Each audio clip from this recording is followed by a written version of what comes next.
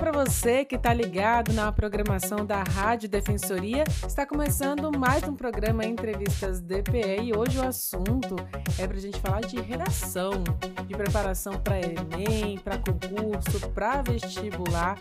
E para conversar sobre esse assunto, nós trouxemos hoje aqui a professora de língua portuguesa, Fabiola Freitas. Seja muito bem-vinda e obrigada por ter aceitado o convite. Eu é que agradeço por estar aqui e democratizar cada vez mais o acesso às informações, principalmente em relação à redação, que possui muitos mitos em relação à produção textual.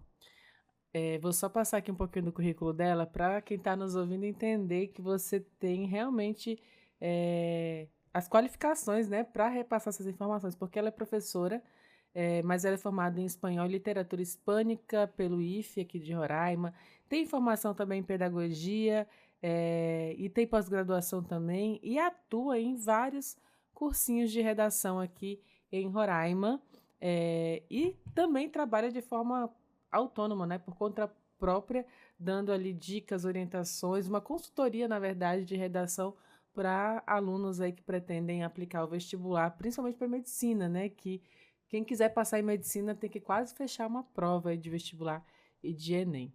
Então, tem muito trabalho aí, já muita experiência, né, professora? E eu queria que você explicasse um pouquinho sobre esse trabalho. Para começar, né, o que é uma redação mesmo?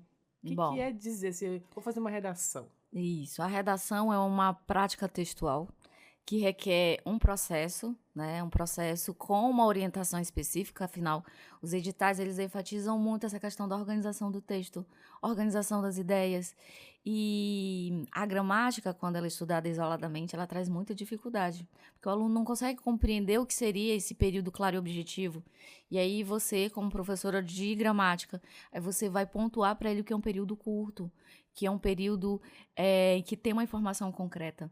Então, a mentoria, as orientações são primordiais para que ele escreva de maneira concisa e coerente sempre.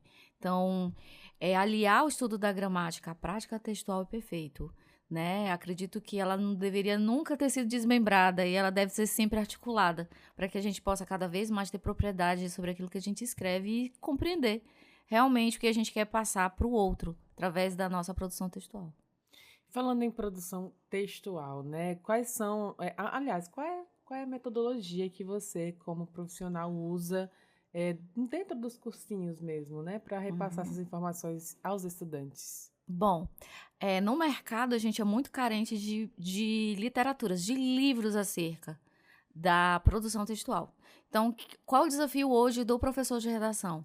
Se capacitar anualmente e criar o seu próprio método e criar o seu próprio material. Então, meu material é totalmente autoral, leva o tempo para elaboração, porém, você não encontra no mercado para venda. Ele é produzido especialmente para os meus alunos e em cima das dificuldades encontradas. E aí a gente vai pontuando e associando o estudo da gramática. E vai fazendo esse estudo. E vale destacar também que a produção textual, a redação, a dissertação argumentativa, ela tem uma correlação com o direito constitucional. Falando nisso, agora você citou a nomenclatura certa, né? Uma redação argumentativa, né? E existem diferenças? Quais os tipos de texto nós temos e qual é, de fato, o texto de redação de concurso de vestibular? Tá. Uma das perguntas que todo mundo faz e tem essa dúvida. Existem duas tipologias textuais exigidas pelos concursos e pelos certames, porque elas têm uma correlação com o direito constitucional.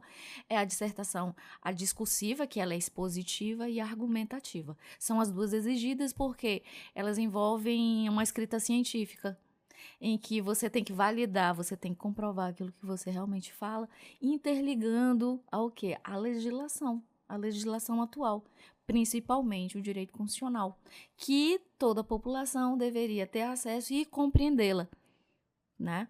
E por isso essas duas tipologias elas são as mais exigidas.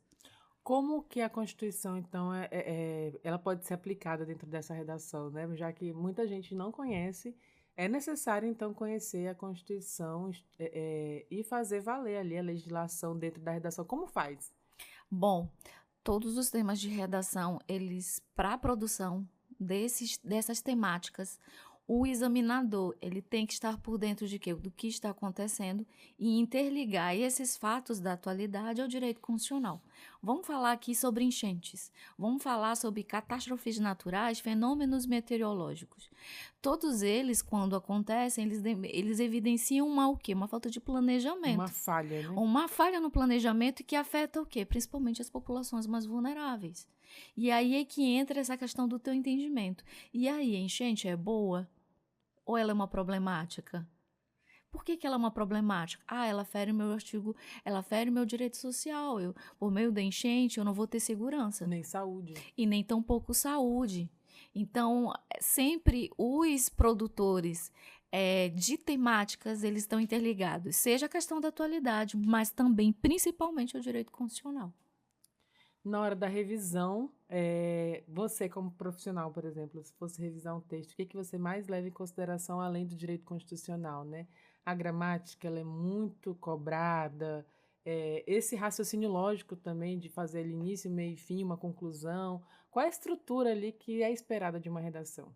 Bom, primeiro, o redator ele é muito técnico. Então, o que a gente faz no princípio? A princípio, iniciei ali a correção, eu tenho 5 minutos para fazer a correção, porque a gente corrige por malote. Tá, o que a gente faz no primeiro momento? Uma leitura global do texto. Ele tem que estar muito bem organizado. Uma introdução, 12 desenvolvimentos e uma conclusão.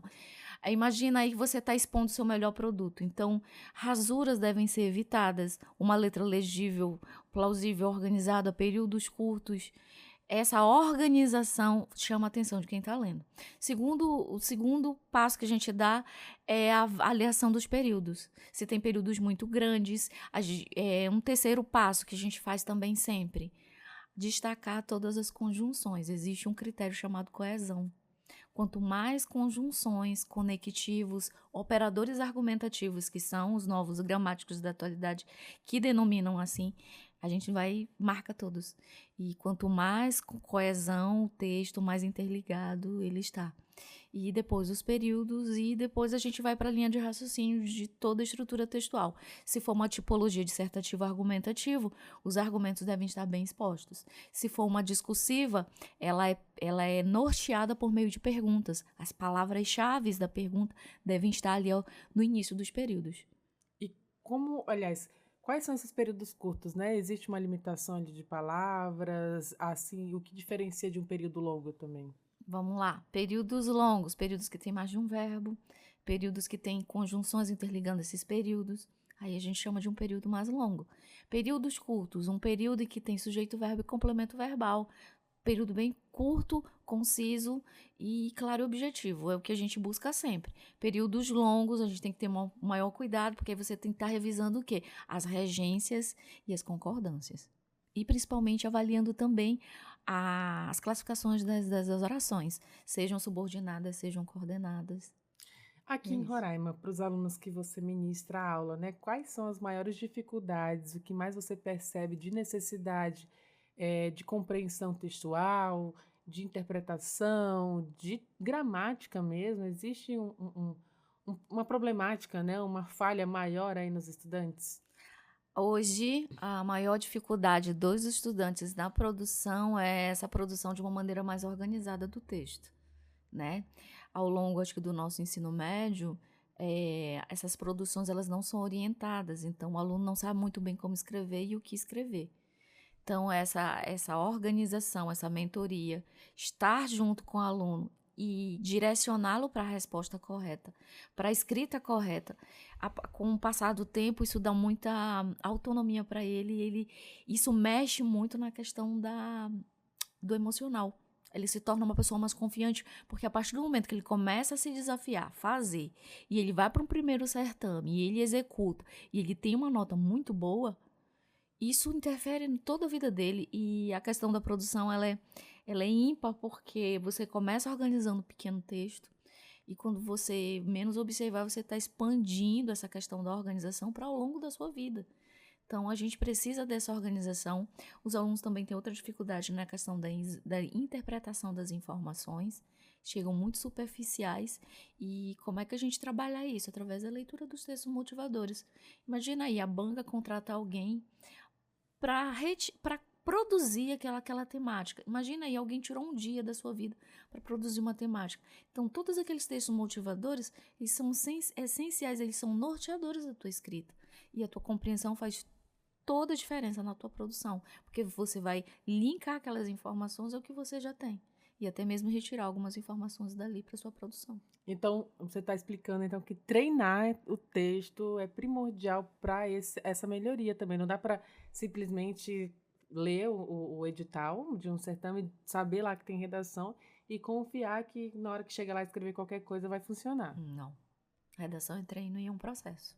Não existe períodos, por exemplo, muitos pais me procuram, qual a duração do teu curso? Depende do aluno. Tem alunos que vão ter insight de uma boa produção textual em 1 ano. Tem alunos até com 3 anos comigo. E até hoje apresento ainda algumas dificuldades, porque as bancas, a cada ano, elas se revitalizam, elas se renovam. Quanto à produção do título. Fica maior. Sim, sim. Cada vez mais elas elevam o nível. E é normal que isso aconteça. Por que esse aluno assim? Vai de cada pessoa também? Existem alguns níveis. Processo individual. Existem alguns níveis também de TDAH, né? Que às vezes podem dificultar também a compreensão. Mas o que difere um aluno também, aquele que aprendeu em apenas 1 ano, em alguns meses, desse aluno que precisa de mais tempo, né? Existe uma falha também na educação básica no Brasil? Sim, existem falhas da educação básica. Acho que os professores precisam passar cada vez mais por capacitações. Por mais que eu esteja fora da rede pública, anualmente eu faço essas capacitações. É essencial para que a minha visão de mundo ela cresça e eu leve cada vez mais informações para o meu público. E sobre essa questão das dificuldades, através do governo, graças a Deus, existe a lei de cotas. E os alunos concorrem dentro da sua dificuldade, dentro do seu mundo. Aluno de escola pública, ele concorre com o aluno de escola pública. O aluno da rede particular, ele concorre com a ampla concorrência. E os alunos com as dificuldades específicas, que são os PCDs, eles concorrem com os PCDs. Isso é muito importante. A lei de cotas está aí, completando anos. E cada vez mais eu tenho alunos autistas aprovados para medicina. Eu tenho alunos com problemas visuais aprovados em medicina, auditivos, e pode dizer serão grandes profissionais. A dificuldade, às vezes, não é nem no operacional, ali no que consegue fazer, mas é na hora de organizar mesmo essas ideias e colocar no papel, né? Exatamente. Essa é a grande dificuldade de todos os alunos quando chegam, principalmente quando eles têm muito acesso à informação. Na hora desse treinamento, né, que o aluno ali está fazendo esses insights, acompanhando sua aula também, você cobra deles que eles façam uma leitura também daquilo que eles escreveram? Sim, a gente faz a leitura junto, né? Fazemos a leitura junto e aí eu vou pontuando as dificuldades. O aluno, os meus alunos antes das aulas, as aulas iniciais são de nivelamento. Então eu trago conhecimentos básicos de gramática, para que meu aluno ele tenha um conhecimento superficial do que um corretor faz com a redação dele. Então, ele tem noção de vírgula, ele tem noção de concordância, crase, tem noção de termos acessórios da oração, adjunta adverbial, aposto explicativo. E aí, ele, com base nessas informações, nesse nivelamento, aí ele parte para o curso. E aí, quando eu vou fazer as pontuações, as observações, ele não vai ficar com raiva de mim. Ele não vai levar para o âmbito pessoal, porque ele vai ter esse conhecimento gramatical, que é um conhecimento técnico. E as bancas de concurso, a diferença da banca de concurso para a banca de vestibular é a questão da pontuação em relação ao erro. As bancas de concurso, elas quase não penalizam com muita severidade a questão dos erros gramaticais. As bancas de vestibular, elas são mais severas, porque o aluno está tendo contato ali, né, com a língua portuguesa. Então, o ideal é que ele apresente esse domínio. E de concurso, não. Já é superficial, é em torno de 2 décimos um erro para concurso, entendeu? E nessa redação, por exemplo, a gente vai ter agora, tem até algumas datas aqui, dos vestibulares e do Enem. O vestibular da Universidade Federal acontece já no dia 24 de novembro Uhum. e logo após o Enem, que acontece em 2 finais de semana também, né, que é dia Exato. 3 e 10 de novembro. E tem o vestibular da Universidade Estadual também, que vai ser adiado, né? E isso foi adiado por questões orçamentárias. Mas nós temos aí, então, 3 provas para alunos do ensino médio ou para quem quer entrar, então, numa faculdade. E existe diferença da cobrança dessas universidades na redação? Quais são elas, no caso? Qual a diferença da cobrança da redação de uma redação para a UFRR, a UER e o Enem? Pronto. Para o FRR, a gente tem uma banca tradicionalista, os temas são alguns até mesmo repetitivos, mas que enfatizam problemas sociais, tá? Enfatizam bastante os problemas sociais. A UER também, que está sendo agora organizada pela Branca da CESP-SEBRASP, segue a mesma linha de raciocínio, passou por uma reformulação maravilhosa, e isso ajudou muitos alunos. Isso fez com que a pontuação também da redação ela hoje girasse em torno de 30, 32. Eu já tive alguns alunos que fecharam, que antes não tínhamos nenhum aluno que tinha fechado a redação da UER. E segue a mesma linha de raciocínio. Gosto muito das duas correções das duas redações, são maravilhosas, os corretores estão de parabéns. E a diferença dessas duas bancas de vestibulares tradicionais do nosso estado, a diferença é essa. Elas trazem uma correção mais severa, o que não acontece no Enem. O Enem é uma banca que avalia o quê? O teu ensino médio. E por saber das dificuldades dos alunos, as questões elas não vêm reduzidas, elas não vêm de uma maneira mais sintetizada, elas vêm de uma maneira contextualizada, para que o aluno faça essa relação do que ele vive com a disciplina, né? E aí as questões também se dividem em nível fácil, intermediário e difícil. E não é levado em consideração se o aluno acertou uma quantidade X em específico. A banca quer saber se ele consegue fazer uma boa prova acertando um nível muito bom de questões fáceis, de médias e difíceis. E aí, com base nisso, sai a pontuação. Já em relação à redação, os textos motivadores são cruciais, são muito importantes para o norteamento da escrita do aluno. Então, nesse momento, a leitura do texto motivador faz com que o aluno ele tenha um entendimento sobre o tema da redação. E o diferencial da redação do Enem é que cada 3 erros graves, ela vai lá e te desconta ponto na tua gramática. A cada 3 erros, ela pensa se ela vai te descontar. E aí tem uma tabelinha de erros graves, né? Que não podem ser cometidos. E a gente faz a revisão anualmente dessas redações dos alunos para que a gente cada vez mais chegue perto a essa nota máxima que é 1000. A redação ela vale 1000. E ela tem um peso muito importante, porque a maioria das universidades brasileiras, elas têm como critério de aceitação da tua nota um maior ponto em matemática e um maior ponto em redação. Olha, matemática eu detesto, viu? Mas quais são esses erros graves na redação que você está falando, né? Que perdem pontos mesmo no Enem? Pronto. Todos os erros, gente, é incrível. Parece que as bancas estudam as dificuldades dos alunos. O primeiro erro é o erro de vírgula, que o aluno acha que quando ele chega, ele associa a vírgula ou a questão da respiração. E a questão da vírgula é sintaxe. Erro grave para que eu possa penalizar é um erro da vírgula separando o sujeito do verbo, é o verbo sendo separado pelo seu complemento verbal. Então, tem que saber sintaxe e tem que saber muito bem dominar a vírgula. Outro erro bastante comum é uma oração subordinada reduzida.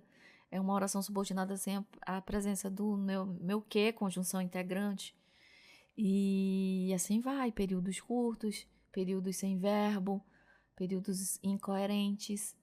Então, assim, são erros básicos. Vírgula, então, um problema. Vírgula é um problema. Do brasileiro é um problema, tá? Qual é o outro que a gente pode pontuar aqui, né? De grave, né? De grave. Acentuação, pontuação. A pontuação é a vírgula, né? A acentuação é erro, não é erro grave para o Enem. Entra como erro secundário. Que bom, viu? Sim, crase também entra como erro secundário. E o maior problema mesmo é mau uso da vírgula, períodos incorretos. Concordância. Concordância também entra. Como erro grave? Como erro grave. Plural ali. Isso, sujeito no plural, verbo no singular. Ou às vezes até coloquei um sujeito no período, mas esqueci do verbo. Isso é um erro grave. Eu adorava português quando eu estava no ensino básico. Eu acho que eu Outros, já esqueci muita coisa, viu? outros erros cruciais também, excesso de Qs, que a gente chama de queísmo, e o excesso de verbos no gerúndio no mesmo período. Que é aquele NDO, né? É No o final. NDO, é o fazendo, realizando, começando. Tem que ser objetivo, então. Sim, os verbos têm que estar no indicativo. E aí a gente tem as provas já de concurso mesmo, né? Que são já de outras bancas. No caso agora, a Sebrasp também produz prova para concurso, né? Isso. Temida Sebrasp aí para todo mundo e vai aplicar para Maravilhoso. a UE. Isso, ela já está 2 anos à frente do vestibular da UE. Existe uma maior dificuldade dessas bancas que têm já uma experiência também em produção de provas? Ou depende mesmo, assim, de cada concurso ou vestibular? Bom, as bancas elas se comportam de acordo com o contratante. Então, eu posso exemplificar aqui que a banca do CESP e Sebrasp aplicou a prova da Guarda Municipal aqui. E nós tivemos um nível muito bom de prova, em que fez que grande parte dos alunos eles fossem aprovados. Então, o CESP ele baixou muito o nível de acordo com o contratante. Mas em relação ao vestibular, ela organizou muito as questões. Nós temos 3 temas de redação, todos eles muito bem formulados e muito perfeita a organização da banca, até mesmo com relação aos recursos, né? Quase a gente não produz recursos para as questões. São questões muito bem formuladas. E manteve o mesmo nível de prova que antes era, né, praticado pela UE. Isso é muito interessante porque aí já prepara a pessoa também para não ficar tão assustada também, Não, né? não. Os alunos eles já têm uma ideia de como a banca se comporta. Na primeira aplicação dela, houve sim um susto, porque ela trazia umas questões assim meio subjetivas, principalmente de matemática. Mas aí os alunos viram como a banca se comporta. Hoje eles já estão mais tranquilos em relação à banca, né? E concurso já é uma outra, depende também da banca e do contratante, né? Sempre costumo dizer que a FGV está vindo, né, para aplicação do concurso do TJ, mas acredito que não venha num nível muito alto, porque ele passou por uma reformulação e foi retirado bastante conteúdo programático. Então, acredito que ela venha de uma prova mais democrática, uma prova acessível, mas ela tem as suas particularidades, que Que já vai ela, acontecer agora, né? sim, que ela ama a língua portuguesa. Olha que legal. Mas voltando a falar um pouquinho mais de redação, você falou que tem a redação argumentativa. A dissertação argumentativa e expositiva, que a Pronto. gente costuma chamar de discursiva. Nessas redações, na estrutura, né? Como montar ali uma boa introdução, que é dividida em introdução, desenvolvimento e conclusão, né? Como Exatamente. montar, quais os elementos que precisam estar ali inseridos dentro da introdução? Na introdução é imprescindível que o aluno veja o tema da redação. Tema da redação, as palavras-chave, circulá-las, olhá-las com outros olhos. O que essa banca quer de mim? E o tema diz muito, porque você vai apresentá-lo como um problema. E essas palavras-chave, ao contrário do que muitos professores falam, elas têm que ser abordadas do início ao fim, porque a gente chama isso de foco temático. Tá? Os editais, seja de vestibular, seja de concurso público, te bonifica pela essa abordagem do tema ao longo de todo o texto. Então, é um texto bem elaborado, ele vai ter essas palavras-chave do tema ao longo de todo o texto, principalmente na introdução e na conclusão, mas também tem que trazê-las nos desenvolvimentos. À medida que você desenvolvê-las, e os temas eles estão crescendo justamente por isso. Tem muito mais palavras, né? Como o tema da Caixa Econômica Federal, que quem produziu foi a SES Gran Rio. Então, vinham muitas palavras. Professora, como vou me apropriar? Sim, você, através da prática da escrita, você vai construindo períodos com a utilização dessas palavras-chave, não esquecendo da temática principal. E o desenvolvimento, né? A gente tem, você já falou um pouquinho, mas tem provas que exigem ali, aliás, dependendo da dissertação, inclui 2 desenvolvimentos, né? 2 parágrafos. Isso. Na discursiva, não há necessidade de você fundamentar as informações que você traz ali. Já na argumentativa, há uma necessidade de fundamentar. Que é onde traz aquele direito constitucional. Isso. Professor, o que é fundamentar? Trazer um repertório da tua atualidade, válido, conciso e existente, e trazer ali e relacionar, citá-lo, mencioná-lo, de acordo com o G1, de acordo com o site da Defensoria, e aí trazer essa informação, tá? Pode retirá-la do texto motivador? Pode retirá-la do texto motivador, Por quê? Porque você depois tem que mencionar essa informação na forma de uma explicação, que aí entra a questão do raciocínio, tá? Então, todas as informações que tem nos textos motivadores, sim, podem ser retiradas, né? E depois articuladas, ou seja, essa informação que você retira, posteriormente você tem que explicá-la junto da sua argumentação, no caso dessa tipologia da argumentativa. Eu sempre gostei dos textos motivadores, porque até quando eu fiz Enem, muita gente criticava, é muito cansativo, a prova do Enem, é muito texto. Eu falei, mas é exatamente por isso que é bom, porque a resposta tá lá no texto. A resposta já tá lá, é só ler que tá lá a resposta. Acredite, isso é real. Isso é real. E esse texto, ele então pode ser usado, né, ali interpretado com as suas palavras dentro da redação. Exatamente. Você pode até retirá-lo na íntegra, isso entra como citação direta, tranquilamente. Mas essa informação, ela nunca fica solta. Ideal que o aluno ele retome e sempre explique. Né? Não existe essa coisa de repertório que você joga ali e deixa ele isolado. Não, ele é retomado, ele é explicado. E você sempre vai explicar a relação dele com o seu argumento, no caso da argumentativa. No caso da discursiva, você pode somente mencionar uma lei, você pode mencionar um repertório de que você lembre, uma lei, um código penal, uma LEP, ou se vir no texto motivador algum fragmento de alguma informação importante, de algum especialista acerca da temática, é essencial que você mencione. E aí partimos para a conclusão. Na conclusão, o que precisa ali para realmente resumir tudo aquilo que você já escreveu e trazer ali. Diz que tem que trazer solução, é isso? Sim. Bom, na verdade, a proposta de intervenção ela é uma síntese dos projetos acadêmicos que a gente produz, que a gente só se depara com eles dentro do âmbito universitário. E o interessante da redação é que ela já produz esse contato, ela já estimula esse contato com o meu aluno, estudante de escola pública ou particular, ele já tem um contato com a proposta de intervenção, ele já tem contato com o projeto científico. E eu sempre falo para eles, gente, o que é a proposta de intervenção? Você vai ver uma ação para tentar agir numa situação, problema. Olha que interessante.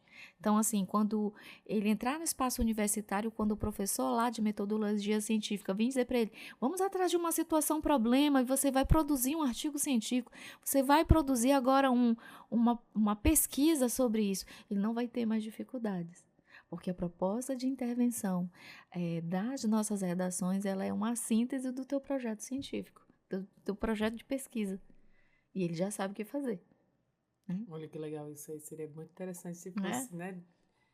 Divulgado aí para todo mundo, né? Também. E aí os meus alunos têm discernimento, têm acesso a essas informações do que são os ministérios, como os ministérios funcionam, qual a função do Congresso Nacional. Por quê? Porque dissertar é o quê? Além de demonstrar conhecimento científico, você também demonstra conhecimento político, você é um cidadão participativo. Você sabe a quem recorrer caso o seu direito legal seja violado. E de uma maneira muito simples, né? E aí eu apresento a eles os ministérios e sempre peço que utilizem. E aí os ministérios, sim, como eles têm orçamento e autonomia para isso, eles interferem nessa situação, problema. Olha aí, é uma dica muito importante, então, essa, viu?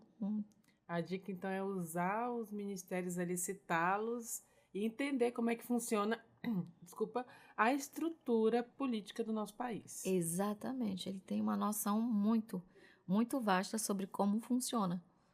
No caso, então, de forma geral, além de conhecer toda essa estrutura, o ler, buscar notícias da atualidade, ler livros, isso também te dá subsídio, dá informações para construir o texto, certo? Certo. Perfeito. A leitura ela tem que ser incentivada desde esse momento. Como eu te disse, o meu material é autoral e eu busco todas as estratégias para a criação desse material. Então, assim, o meu curso começa em fevereiro. Até o meio do ano, o meu aluno ele vai ter acesso a um material ímpar, que tem a situação, eu levanto dados estatísticos, consequências acerca do tema, o que tem de repertório, músicas, atualidade, eu trago tudo. E é interessante que o aluno ele lê todo esse material durante todo esse percurso. Aí depois, nos 6 meses antes da prova, aí eu já começo com os pequenos simulados, que são pequenos textos. E aí ele vai ter um trabalho maior, porque ele vai tirar de pequenos textos tudo aquilo que ele precisa. E ele já vai ter um conhecimento de mundo acerca de qualquer tema. Olha que bacana. Hoje, por exemplo, quais são os temas que estão sendo mais aí, aliás, que são previsíveis para as próximas provas, né? Tem alguma temática circulando aí que pode cair agora nessas provas? A gente está no auge do trabalho no âmbito da internet. Todo esse trabalho, essas novas profissões que estão surgindo, Inteligência artificial. elas não têm uma legalidade, não tem nenhuma norma que as rege. E isso gera um desafio para as futuras profissões. É uma temática que está vindo em muitos concursos, né? Questão do trabalho relacionado à inteligência, à automação do trabalho. A gente está aí no auge de uma quarta revolução industrial, substituição total das pessoas pelas máquinas. Já caiu aí no último Tribunal Regional do Trabalho, caiu o trabalho infantil na rede, foi um tema bem legal.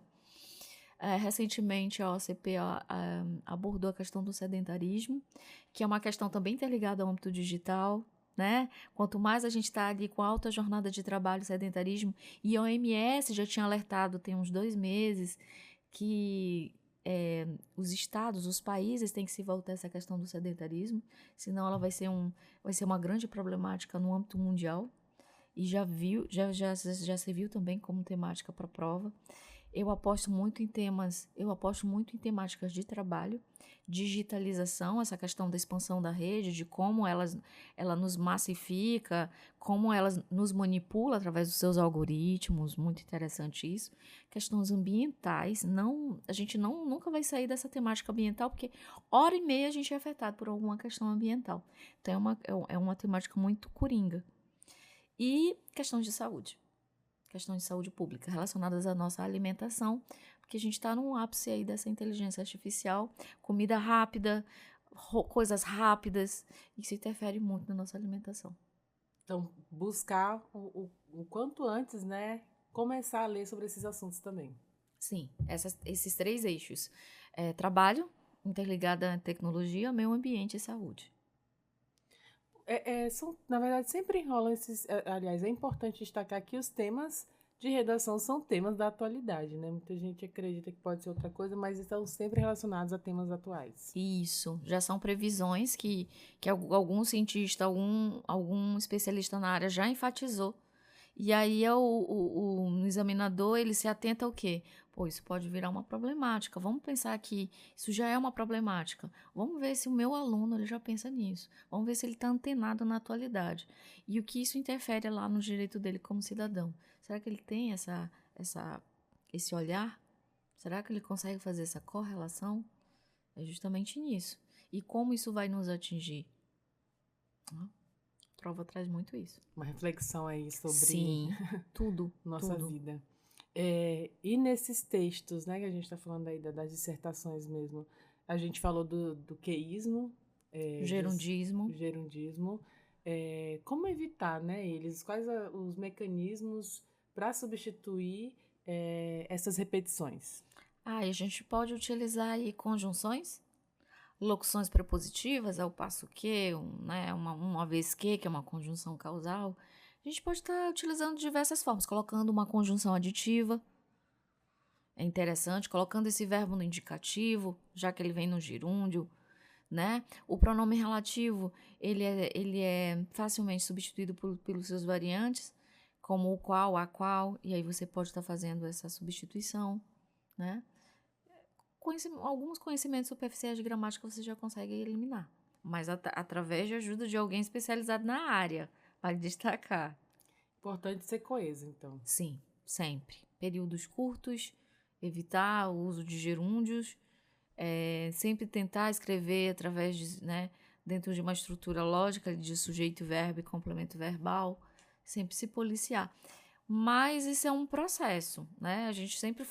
Nós fomos acostumados a escrever muito livremente, e a dissertação, como ela tem uma estrutura própria de primeira oração da introdução, você já tem que apresentar a frase temática, na segunda oração o caminho argumentativo, e eu já escutei até mesmo professores falando assim, não sei porque outros professores ensinam uma estrutura de texto, mas a argumentativa ela segue uma lógica e ela segue uma estrutura de texto. E, infelizmente, eu tenho isso para dizer. Ela não é uma leitura livre. É claro que na argumentação você se sente um pouco mais livre ali para estar explicando. Mas ao longo da dissertação argumentativa, ela segue-se uma estrutura e uma linha de raciocínio, infelizmente, tá? E é necessário seguir, porque quem está corrigindo verifica isso, né? Com certeza, você otimiza o tempo do corretor e ele fica muito feliz em encontrar um texto totalmente interligado, totalmente claro e objetivo. Estou conversando aqui com a Fabíola Freitas, que é professora também de língua portuguesa, está se especializando só em português agora também, né? Que é a sua paixão. E a gente tem falado aqui sobre como se preparar para os vestibulares, para redações, para provas de concursos, mas a Defensoria Pública de Roraima está fazendo também um concurso de redação com as escolas do Estado, que se chama, aliás, que tem como tema, aliás, né, esse ano, Defensoria Pública e os Direitos da População em Situação de Rua. É o quarto concurso já de redação aqui da Defensoria e é voltado para os alunos do ensino fundamental e médio das escolas indígenas e não indígenas aqui do nosso estado.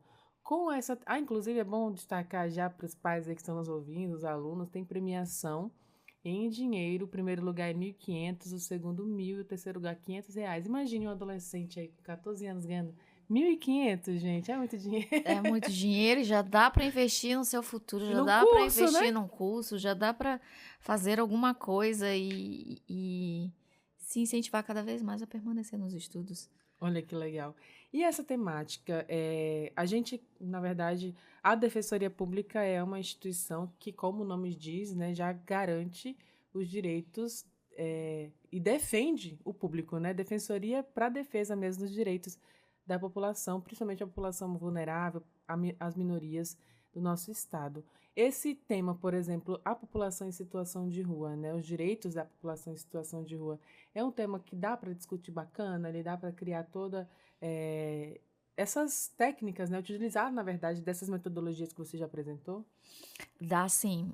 É um tema bem importante. Eu costumo dizer que eu defendo muito essa pauta da população em situação de rua. E é uma temática muito interessante porque a gente vai fazer com que essa população juvenil, ela pense muito acerca dessa minoria e ela vai vê-la com outros olhos. Ela vai ver que por estar em situação de rua, ela não pode ser menosprezada. Ao contrário, ela tem que ser valorizada e exaltada, porque ela está nessa situação e em nenhum momento ela se vitimiza, ela se ridiculariza. E isso é muito importante, essa temática. E é bom para justamente levantar debates, fazer com que os alunos relacionem aí ao longo da literatura com Manuel Bandeira, com o Bicho, o poema O Bicho, é muito interessante esse poema. A gente pode também correlacionar com uma temática do Enem, que já foi abordada, que era a questão da falta de registro, sem documentação, como é que vive essa população, o que a gente pode fazer para amenizar isso, como as defensorias elas atuam nessa situação em questão, né? E aí a gente levanta o debate e das mulheres e dessas crianças que vivem em situação de rua, o que a gente pode fazer? E por estarem nessa questão, será que realmente devem estar invisíveis? Ou elas realmente são cidadãos? Elas merecem uma segunda oportunidade. Então a redação ela traz todas essas questões e os alunos analisam com outros olhos sempre essa questão. E por que ela não é tão enfatizada, valorizada, né? Então, os alunos, eles partem dessa reflexão e sempre eles crescem diante desses temas. Eles gostam, pelo menos os meus, eles gostam muito. E a gente trabalha muito esse também, o papel da defensoria. E acredito que por meio dessa temática, acho que vocês vão enaltecer aí essa problemática social, que ela vai ter agora, as pessoas vão ter outro olhar, outra percepção sobre essa população, essa minoria. E assim, como professora mesmo, como profissional, né, dessa área de redação, o que você acha também de uma instituição como a Defensoria promover esse tipo de concurso de redação? Eu acho que tem que ter sempre. O aluno, o estudante, ele se sente sempre desvalorizado e às vezes invisível. E por meio das produções, né, que sempre vai ter alguém fazendo algum projetinho social como eu, cada vez mais ele vai se sentir mais potente, ele vai se incentivar cada vez mais. Concursos como esses são essenciais. Essenciais porque o aluno, tem muitos alunos aí que ainda se identificam com a escrita, com essa questão da produção textual, que eles acreditam que por meio dela há sim uma transformação. E esses concursos são essenciais. Essenciais mesmo, porque ele só de ele produzir, já ganhar o primeiro lugar, isso já, os olhos deles já brilham. E imagina aí você ainda ser bonificado por uma coisa que te dá prazer. Isso não tem preço. E falando um pouquinho sobre essa temática também, eu acredito muito que é importante já debater esse tema nessa idade, né, de 13, Sim, 14 anos, porque assim, sim. quando o adolescente ele ainda está aí nessa fase de saindo da infância para a vida adulta, não paga as contas de casa, então não tem noção de quanto é caro viver, o quanto é caro ser adulto, o quanto é caro pagar uma conta de luz, quanto é caro ir ao mercado, né, comprar comida. E aí, às vezes, não consegue entender como que aquela pessoa está na rua, se. Como, né? Não consegue trabalhar. E aí, quando chega na vida adulta, a gente percebe, nossa, mas é muito difícil você estar estabelecido na sociedade, né? A gente se esforça mesmo todos os dias e pode acontecer alguma fatalidade, né? Perder alguém, entrar em uma situação de depressão, não conseguir trabalhar, acaba ficando desempregado e, infelizmente, quem não tem onde morar, não tem como pagar um aluguel, não tem como comer, acaba tendo que viver em situação de rua. Esse debate, eu acredito que ele é necessário, né? Muito importante. E faz com que esse adolescente ele pense, né? E Sim, ele repense sobre a sim, vida. sim. Esse é o objetivo principal da redação. De todas, né? De todas as temáticas, elas trazem uma reflexão social. E sempre eles vão saber de coisas além do que eles imaginam. Eles saem do mundo deles, eles chegam com uma visão muito limitada da vida. E por meio da redação eu faço essa ampliação, porque ele vai conhecer não só a vida dele, ele vai conhecer a vida do outro. E ele não vai ter mais aquele olhar de julgamento, porque ele vai saber que ele vive dentro de um sistema que ele pode ganhar X ou Y, Z, mas que existe um outro grupo que existe bem menos e que tem muito mais problemas a resolver. E é a partir dessa reflexão que a redação faz com que o teu conhecimento de mundo, a tua leitura de vida, ela se modifique. E tem essa questão dos direitos assegurados. Por que o Estado não funciona como deveria? Sempre há essa reflexão. O que eu posso fazer enquanto cidadão para melhorar não só a minha vida, mas também como a do outro? E eu acredito que é por isso que você é apaixonada por redação e pela língua portuguesa também. Exatamente, porque cada temática, né? Cada temática nova, ela traz uma nuance, um olhar diferente. E Então, os alunos compreendem muito bem isso. então as dicas para esses alunos do ensino fundamental, ensino médio, que vão também participar desse concurso de redação aqui da Defensoria, então, é abordar essas temáticas que você falou, buscar aí quais o papel da Defensoria. Isso, buscar o papel da defensoria, estudar acerca de como ela funciona, depois tentar buscar repertórios criativos, porque como se trata de um concurso, é, cada vez mais é explorado muito do aluno essa questão da criatividade. Então, buscar alguns livros que já... Aí eu vou citar um que eu sou fã, Capitães de Areia, Jorge Amado. Seria crucial trazer Capitães de Areia, né, nessa redação. Outro repertório. O Bicho, de Manuel Bandeira, já fazia essa analogia de como vive essa população em situação de rua e de como ela é marginalizada, menosprezada por alguns grupos sociais. Então, para concurso de redação, eu aconselho muito que o aluno demonstre esse lado criativo, mas também não deixe de enfatizar a importância do órgão, afinal, ele está promovendo o concurso e é ideal que você enfatize a função dele social diante daquela temática. Olha que legal, viu? Dicas dadas aí pela professora Fabiola, muito importante, já vale anotar. E eu lembro aqui, para quem não se inscreveu ainda, as inscrições são realizadas através do e-mail concurso de redação @rr.def, o DEF mudo, né? .br até o dia 31 de outubro. Mas quem faz, na verdade, é a gestão escolar ali, né? E aí outras informações também é só pesquisar no site concursoderedação.rr.def.br. Então, assim, tem muita coisa acontecendo no estado, né? Muitos vestibulares para vir. Tem os concursos de redação também que motivam os adolescentes. E prova de concurso esse ano tem demais. Ano que Muito. vem tem muitas outras. Já lançaram editais aí também de concursos. Então, tem que se preparar, né, professora? Tem que se preparar. E cada vez mais a exigência dos concursos quer uma pessoa mais participativa, criativa e que domine a técnica da escrita, né? Vale destacar que o chat vem aí para querer nos substituir, mas através do domínio da escrita a gente não vai deixá-lo, por quê? Porque a gente tem uma escrita própria, a gente tem uma escrita original, a gente tem marca de autoria na nossa escrita. É impossível alguém nos substituir em termos de manuscritos. E não Porque dá para usar o chat GPT na hora de um concurso, né? não dá, não. Nem impossível, impossível. Já, os meus alunos já testaram, professora, vamos ver se a gente produz aqui.